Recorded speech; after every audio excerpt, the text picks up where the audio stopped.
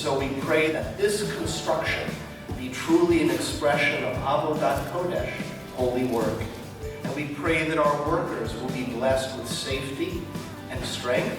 May we be blessed in weeks to come to rekindle our sacred flames of holiness, joy, and beauty, that this house will continue as a beacon of light, love, and peace for our community, our nation, and our world. Biyadenu simply means in our hands.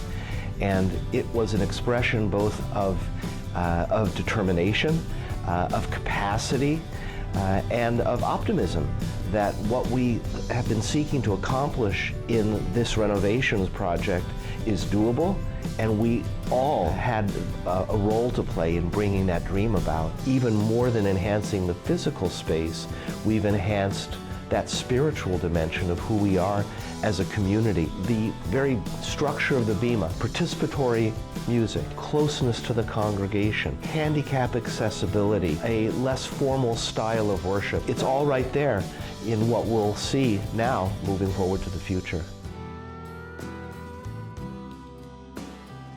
We were spending all our time trying to get the pledge model instituted at the temple. After that, we said, what's our next logical step to keeping this idea of making the temple inclusive and welcoming, and the physical facility was a kind of a natural for us to start looking at.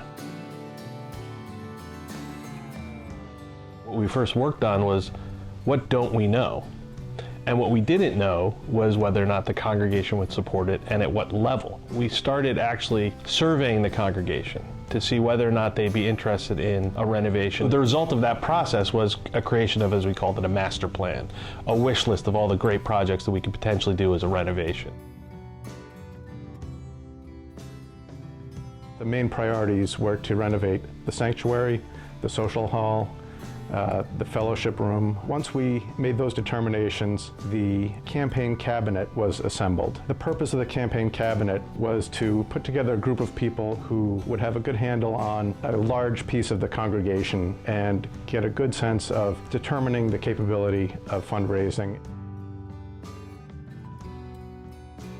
I've been involved in some major construction projects that were significant, but that was in a commercial setting and in a more corporate environment. It was always about efficiency. It was always about best use of space, but it didn't have that kind of heartstrings that comes with the connection that every member has with the temple here. The day that I came into the office and Sarah had purchased everyone pink hard hats was something that made us all feel part of the construction project. That was really fun. I'm so proud of the team that stuck with this project for many years and brought it home from a dream to a reality.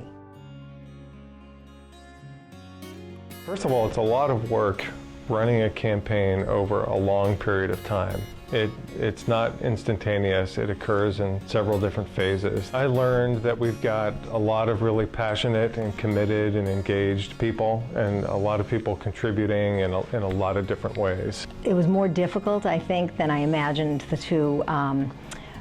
in some ways to approach people, to ask them to give.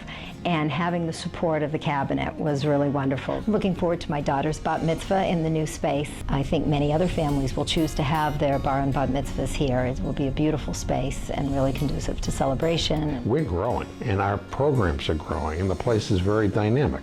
And we need to have a dynamic atmosphere in which to carry out the mission of the synagogue and the importance of the synagogue in our lives. We stand on the shoulders of those who came before us. It was our obligation, I believe, to really update the building and make it reflective of the pride that we have in the congregation. We needed to find an artist who could take our vision and make it a reality. We did a national search and looked at artists in different mediums: steel, wood, stone, mosaic, glass. Eventually we found an artist, and actually she's somebody who's local, which made it even better.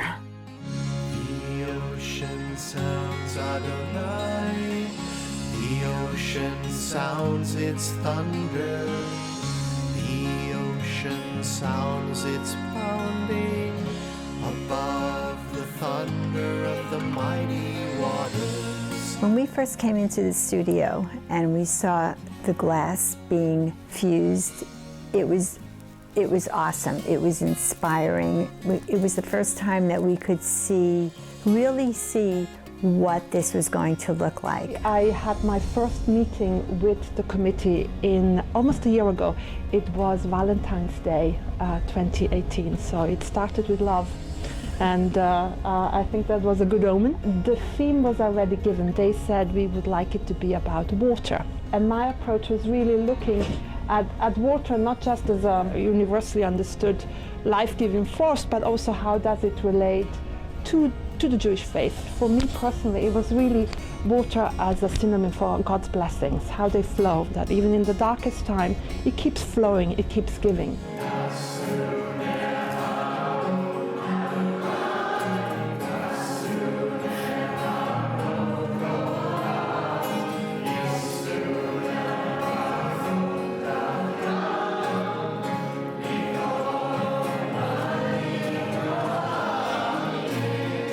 Together we make our building a sanctuary, so that all who pass this way will see and will feel and will know, surely God is in this place. This is the house of God, and this is the gateway to heaven.